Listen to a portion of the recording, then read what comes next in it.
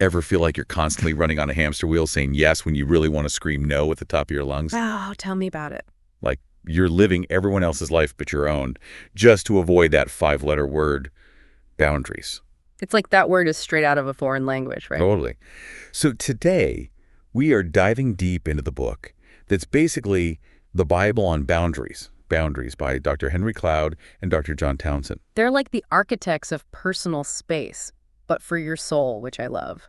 And our expert guide here is going to help us unpack all their wisdom. Now, this isn't just some fluffy self-help stuff.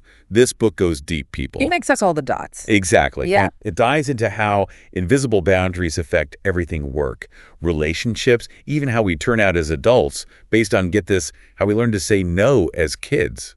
Yeah, how our childhood shapes our adult lives is fascinating, and this book digs deep into that. Okay, so before we get ahead of ourselves, for those who haven't cracked open this book yet, let's back up. What exactly are boundaries? Like, in a nutshell. Imagine your life is your property. Right.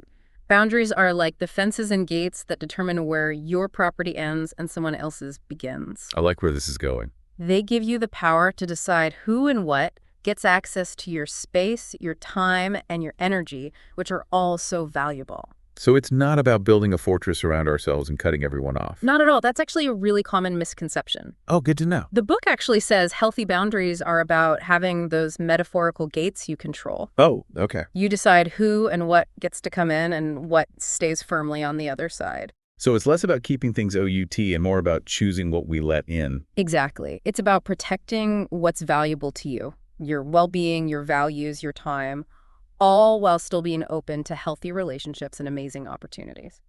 That's a much more empowering way to think about it. But how do these boundaries actually develop? Because the book talks a lot about childhood, right? Absolutely. The foundation for our boundaries is laid in those early years. Cloud and Townsend break it down into 3 key phases: hatching, practicing, and rapprochement. Okay, I'm already lost. Break those down for me. So it all starts in infancy with that initial separation from our caregivers. That's the hatching phase. So when babies realize, hey, I'm my own little person, separate from mom or dad. Exactly. And then comes the practicing phase, Yeah. those toddler years where they're like testing out their independence. Oh, those first wobbly steps away from mom. So cute. Remember, though, those first steps aren't always toward mom, are they? Wait, really? I always picture those heartwarming videos of babies crawling straight to their mothers like, I need you, mommy. It's a common assumption, but the book points out that those first steps are often about exploring, testing those newfound legs, not necessarily about immediately seeking mom's comfort. It's about venturing out, baby. Huh, never thought about it that way. It's about those baby steps into the world, and that's where parental reactions become so crucial. Because if those little explorers get shut down every time they try to assert their independence, Oh, 100%. that's going to send a message, right? Like, stay small, stay dependent. Precisely. And that's where we move into the rapprochement phase, around 18 months to 3 years old. Oh, the terrible twos. The child is navigating that push and pull between craving autonomy and needing security. They're starting to say no. A lot more ache. Yeah, those no's can be a lot. But seriously, how parents respond to those boundary testing behaviors can have a lasting impact. For example, if a child is told no all the time without explanation, or their attempts at independence are met with anger or dismissal, that can create a pattern of feeling unheard and unimportant. It's like their feelings are constantly getting dismissed. Right. On the other hand, if parents respond with empathy and understanding while still setting those necessary limits, it teaches a child that it's okay to have needs and to express them. So it's a delicate dance between giving kids the space to explore their independence while also providing a safe and loving container for them to do so. A dance that many parents struggle with. But the book really highlights how crucial those early interactions are for shaping a child's ability to set healthy boundaries as they grow up. Which makes me wonder if someone listening is realizing, wait a minute, my boundary setting blueprint might need some renovations. How does this show up in adulthood? Because I'm guessing the book doesn't just leave us hanging with that childhood analysis. You're totally right. The book doesn't stop there. It dives headfirst into how those boundary patterns, often rooted in childhood, show up in our adult relationships in all sorts of ways. Okay, so spill the tea. What are some ways our boundaries can get a little, shall we say, tangled as adults? So Cloud and Townsend identify 3 main categories of boundary problems. We've got our compliance, our controllers, and our non-responsives.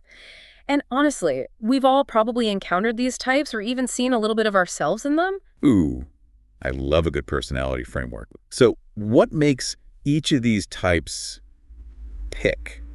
Or should I say not tick, at least when it comes to boundaries? Let's start with the compliance. These are the people who just can't say no. They're always saying yes, even when everything inside them is screaming, "Ooh." Ooh, I know a few people like that. Right. They are the masters of people-pleasing, always putting everyone else's needs before their own. The human equivalent of a doormat personality. That might be a tad harsh, but essentially, yeah. They have a really hard time asserting their own needs and often end up feeling resentful and taken advantage of. Been there, felt that. Oh. Okay, so then what about the controllers? Those are the folks who, forgot that other people have boundaries. Right. Exactly. Controllers have a really tough time recognizing that other people have boundaries, let alone respecting them.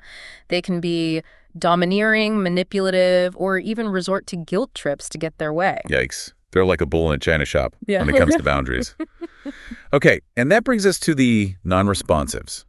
Are those the folks who are just kind of checked out, emotionally unavailable? Spot on. Non-responsives are the kings and queens of building walls instead of fences, often to protect themselves from intimacy and conflict.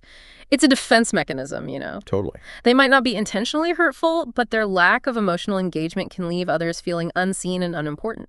Okay, so we've got our people pleasers, our bulldozers, and our brick walls. It's so fascinating how these patterns show up in relationships. As you're describing these types, I bet our listeners are having those aha moments. Maybe they're realizing they've got a few too many controllers in their lives, or maybe they've been the compliant themselves. Awareness is key. Once you can identify those patterns in yourself and others, it gives you the power to make different choices, you know? You can start setting those healthy boundaries that allow for more fulfilling, more respectful relationships. Speaking of fulfilling relationships, I'm dying to get to the practical stuff. We've established that boundaries are important, and we've explored all the ways those boundaries can go haywire. But what does it actually look like to set one? Give us the actionable steps. What do I do? Stewardship, huh? Okay, you've really piqued my curiosity now. I gotta be honest, I usually think of stewardship in terms of finances or the environment. Yeah. How does that apply to setting boundaries? It's a really powerful perspective shift. The book talks about how we've all been given these incredibly valuable resources, right? Like our time, energy, our talents, our emotional capacity. Oh, those good things. Right. And stewardship means recognizing those things as gifts, not burdens. Yeah. It's about making conscious choices about how we use those gifts and who we share them with. So instead of viewing boundaries as these selfish walls we put up, it's more like being a wise investor.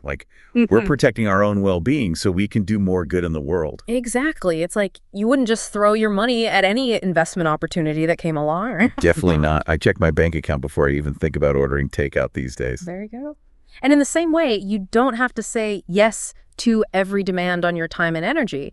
It's about being discerning, making choices that align with what you value and what you want to achieve in life. And sometimes that means saying no to things, even good things, to protect our well-being and prevent burnout. Exactly. Which, let's be real, none of us are any good to anyone when we're running on fumes. Totally. And actually, you know who the book uses as an example of this? Whoa. Jesus. Whoa, okay, now we're getting serious. Right. Even Jesus had boundaries. He took time for solitude and prayer. He didn't say yes to every single request or demand that came his way. He knew that protecting his own energy and focus was crucial for him to fulfill his purpose. It's true. He retreated often to be alone to recharge and refocus. It's not selfish to have limits. It's about being intentional with how we live and love, which I gotta say is incredibly refreshing to hear. But as much as I love geeking out on this with you, and believe me, I could talk about this for hours. We're nearing the end of our deep dive. Already. I know, time flies when you're having fun and setting boundaries right. Yeah. So if you had to pick just one takeaway from this whole conversation, from this brilliant book, what would it be? What's that one golden nugget of wisdom you hope our listeners carry with them? Ooh, that's tough. There are so many good ones. But, the one that has really stuck with me is this. Boundaries define us. They define what is me and what is not me. Whoa. Okay, unpack that for us. Basically, it's about recognizing you have a right to your own thoughts, feelings, and choices. Yes. You're not responsible for other people's happiness, and you definitely can't control their reactions. But you can control what you allow into your life, where you draw the line between what's acceptable and what's not. It's like drawing a line in the sand and saying, this is where I stand, this is who I am. Exactly. And on the flip side, we need to respect other people's lines too, right? Yes. This isn't a free pass to become a boundary-stomping bulldozer in all our For relationships. sure. Healthy relationships are all about finding that balance, that mutual respect for each other's It's boundaries. like a dance, right? Yes. You need that freedom of movement, but also an awareness of all the other dancers on the floor with you. Such a good analogy. To our amazing listeners, as you navigate your own dance floor of life, I hope this deep dive into boundaries has equipped you with some new steps to try out. Maybe it's mustering the courage to finally say no to that extra commitment. Or maybe it's having a heartfelt conversation about your needs with someone you love. Whatever it is, remember that setting boundaries is a journey, not a destination. It takes practice. So much practice and courage, too. But the rewards, totally worth it. Deeper connections, less resentment, and a stronger sense of self. That's a win-win in my book. 100%. So until next time, keep diving deep and keep exploring those boundaries.